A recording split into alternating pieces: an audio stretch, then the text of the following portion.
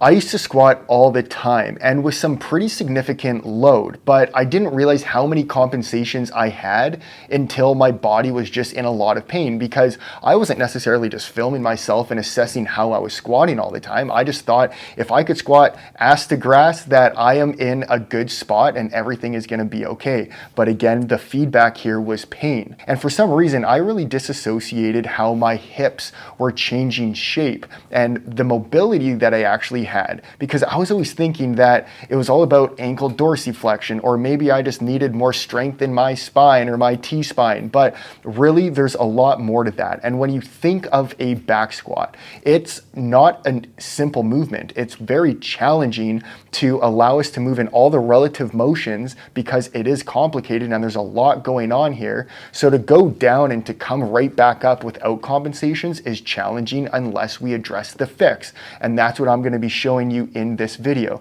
So if you have a really hingy squat where you are leaning forwards a lot, getting deep into a squat and then coming out of it, or your butt is doing that classic butt wink, then that's telling us that there's compensations going on that we need to address. And eventually that will likely lead to pain. Now, it wasn't until I learned how much the pelvis and the femur moves and even changes shape when we are squatting. So let's just say we are in a starting position like this. As soon as we bend and flex the hip, we go from 0 to 60 degrees approximately, then we are in more external rotation. So external rotation of the hip, external rotation of the pelvis. But then when we move from 60 to about 100 degrees of hip flexion, this is really important. Our hip starts to move into more internal rotation. So we need internal rotation here. And then the pelvis starts to internally rotate as well. This is very common where we tend to extend the spine, because if I tip my sacrum forwards like this,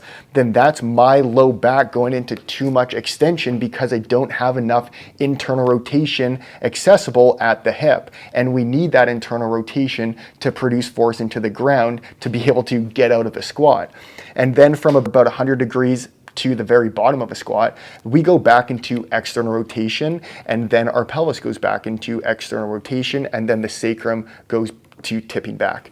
So what's really important here is I mentioned the butt wink. So the butt wink is happening because the pelvis isn't allowed to externally rotate. So if we can't do that, we just dump the whole pelvis underneath us, which is the butt wink like this. We need to address the different ranges of motion and respect the fact that our pelvis changes shape, our hips move from external to internal rotation, then back into external rotation. So we need to do corrective exercises to teach us how we should be moving in and out of these different demands on our hip and on our pelvis when we're squatting. So those are, in simple terms, kind of those three different phases that we move into in a squat. So I'm going to be showing you 3 exercises that we can do to help us. But if we are already starting, and this is a really important point, if we're already starting from a place of an anterior pelvic tilt, and then we're trying to squat,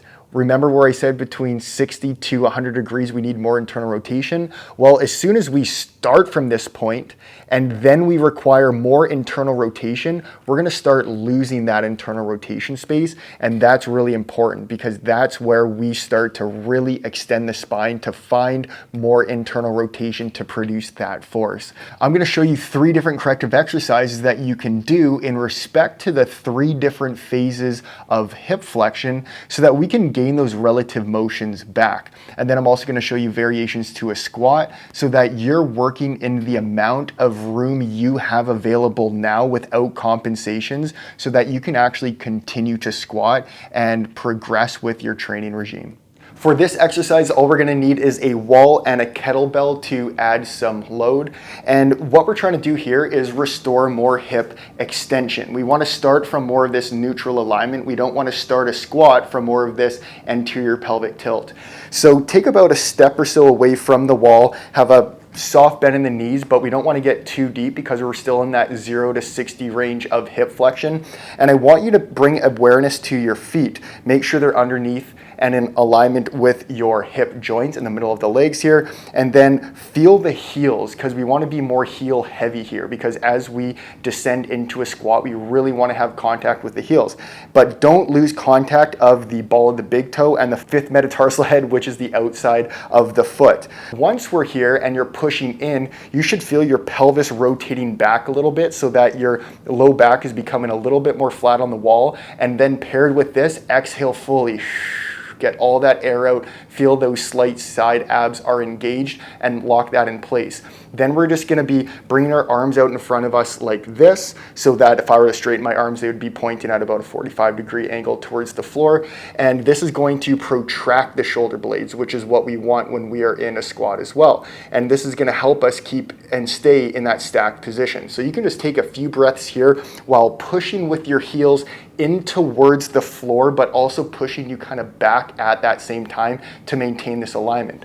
Then to add load, we're just gonna hold on to a kettlebell or even just a dumbbell, something that you can have in front of you, and we're gonna do the exact same thing. We're gonna hold this and stay here while not losing anything that I mentioned for 8 to 10 breaths and perform about 2 to 3 sets of this before we move on to the next exercise. With this exercise, we're gonna start training between that 60 to 100 degrees of hip flexion, which is more internal rotation bias. So we wanna start training and strengthening more of that internal rotation. And we're gonna be doing a variation of a split squat. So all you'll need here is a little step up like this, and then a weight, depending on how much weight you can push, is gonna be dependent up to you. But we're gonna be using the weight in the opposite arm of what leg we're gonna be working on. So if I'm gonna be doing a split squat with my left leg in front of me, the weight's gonna be in my right hand.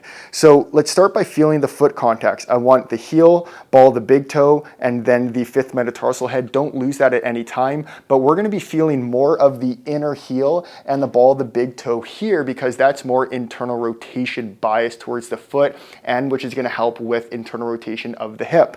So let's get into that split squat stance. Majority of weight is gonna be on that front leg the entire time.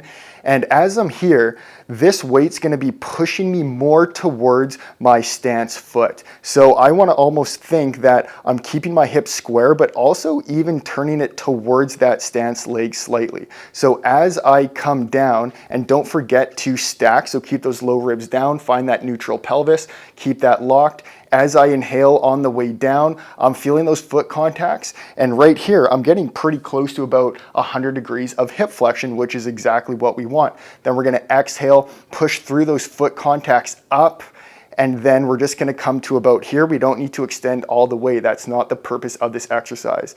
And then inhale on the way down, make sure the pelvis is square, if not pointing towards the lead foot slightly, and then from here, exhale back up. But that is creating enough hip flexion for us to bias more internal rotation. So do about 8 to 10 repetitions on each side. And this is a unilateral exercise, which is really important because we're not symmetrical. So we can't just do bilateral exercises. We need to do both.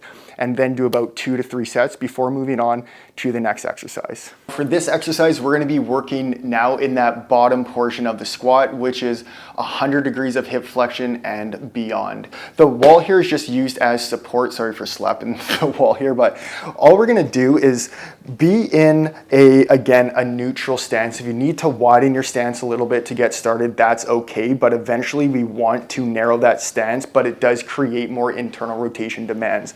I'm gonna be leaning on the wall as I slide all the way down like this. So as I'm here, you can start to maneuver around, find that happy spot like this, but this is where we need more external rotation at the hip, and then we need the pelvis to move into external rotation as well. So what I like doing here is we're kind of doing both internal and external rotation, because once we start getting out of this range, then we need that internal rotation to push us up and out of a squat. So I'm gonna bring my elbows to the inside of my thighs here. And then as I am here, I'm going to be adducting, pulling my knees in as I am pushing my elbows out. So I'm going to be feeling a bit of a stretch in my adductors, but I'm also squeezing and using my adductors here to pull my knees in. And you can get wider and wider, and this is going to help create a little bit more space, right, especially at the bottom of the squat. So we're going to exhale, pull in as we hold them out and push out, and find that end range. You shouldn't be feeling pain here, but you should be feeling some significant engagement. Your foot should be a little bit more supinated now, so you should be feeling a little bit more of that heel. You will feel more of the lateral portion of the foot, and that's good. We're going to be going into, again, more of that supination here, which is building that arch when we're at the bottom of the squat. So let's hold this for about 5 breaths or so. If you can do it longer for 8 breaths, that's great. And then relax and do about 2 to 3 sets of those. Again, respect your limits with this. And then once you've completed this, then we can start experimenting and doing modifications for a squat. So now we get to start moving on to more of the fun stuff, which is really starting to bring this all together to help rebuild a squat. But I'm going to be showing you some variations here of a squat so that you're not just going back into these compensations. We have to bring it all together. So again, if I'm just doing a normal squat with my feet on the ground and I'm trying to have my feet under my hips, it's very common for this to happen where I'm squatting down, let's say in a bar, and then I start creating too much extension of the low back. Then if I just want to get to the bottom, I skip that internal rotation and I go right into that butt wink like this. So to help this also means that we don't have enough extension to start. I kind of explained all that, but having wedges is incredibly helpful, and this has changed my whole squat game here. And it doesn't mean you're going to be using wedges forever, but it's a really good training tool to progress us to doing squats back with our feet flat on the floor. So first of all, the variation here is going to be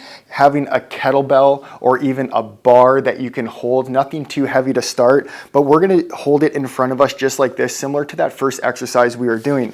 When we have a wedge, what this is doing is giving us more space for external rotation. It's also telling us to bring more of our weight to our heels. The wedge is pulling us forwards and down, so we need to counter that force by pushing and bringing more of our weight back like this. So first, let's find that stack. Let's bring those ribs down, neutral pelvic alignment. I still have my feet facing forwards, but even if you're so restricted, a lot of people will be further out like this than their feet are out like a duck. When you're like this, you're just giving yourself more space of external rotation. Doesn't mean we're not internally rotating still as we get deeper into a squat. It's just we're starting from more of a space of external rotation, so we have more space for internal rotation to move into. So in this scenario, if my feet are still forwards or again a little bit wider or outwards, it's going to be a lot easier to do this. So I'm also starting from more of a negative shin angle rather than more of a neutral shin angle like this. Holding this out in front of me, protracting my shoulder blades slightly. Don't move the weight. Don't extend the arms or anything throughout this movement. All we're doing is a squat nice and slow. Feel the heel. Then as we get lower like this, you're gonna now, once you get to the bottom of the squat, you can see my low back is flat. I'm not butt winking like this. I'm still pushing through the ball of the big toe, the inner heel up, and then I come back and then I'm feeling more heel at the top. So here is what another rep would look like. On my way down, not losing anything like this. So much easier to access this range, and then come on back up. If you film yourself and you're doing this variation and you're still noticing that you are extending too much or you still have to butt wink at the bottom like this, then don't go so deep. You just want to start working in the range that you have available as of now. As soon as you push that limit, then you're going to start using these compensations, and that's going to add up. And you're telling your body that's okay to use these compensations where we don't want to be doing that. So this is a really good progression. And then if you have wedges that get smaller, you can just slowly start bringing your feet closer to the ground, and then you can work your way like this. So you're doing the same thing, coming back up, but we're not losing or doing any sort of compensation. Then you can progress your way to a barbell back squat. This is a great thing you can do before you're squatting, this whole routine, and here is the routine breakdown. Starting with the first exercise, we're gonna be doing 8 to 10 breaths and 2 to 3 sets before moving on to the next exercise. Then we're gonna be going on to exercise number 2, which is gonna be focusing on that split squat. Do about 8 to 10 reps on each leg and 2 to 3 sets again on each leg. And then we're moving on to that PNF exercise where we're nice and deep in the squat, hold that for 5 to 8 breaths and do about 2 to 3 sets, and then start exploring and seeing what kind of squat variation works for you and just work in this progression model. So again, take it nice and slow. Don't just think that, oh, I can just jump and go and do a full squat after I've done maybe a few sets of this. It takes some time to retrain this. So again, respect your body, respect your limits so that we can do squats without compensations. Anyways, hope you enjoyed the video. Leave a comment down below if you enjoyed it. Give it a thumbs up and I'll see you in the next one.